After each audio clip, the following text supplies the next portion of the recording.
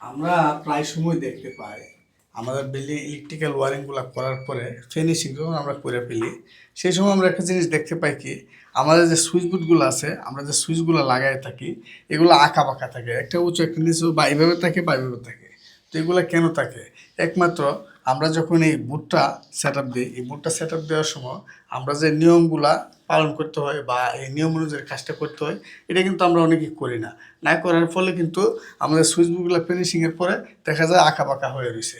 তো এই জিনিসটা দেখতে কিন্তু খুবই খারাপ লাগে এবং বিশ্রীও লাগে।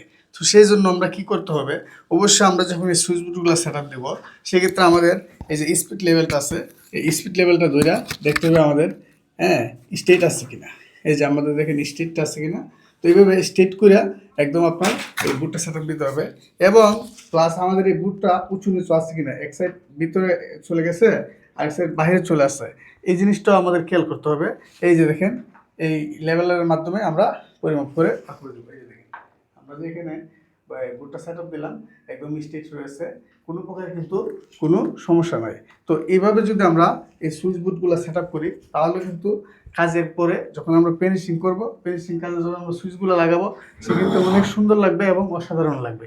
তো এই বিষয়গুলো কিন্তু সবসময় আপনারা খেয়াল রাখবেন, বিশেষ করে বড় মালিকরা যারা আছেন এবং নতুন বন্ধুরা যারা ইলেকট্রিক্যাল কাজগুলো করতেছেন তাদের জন্য কিন্তু এই বিষয়টা ফলো করতে হবে অবশ্যই।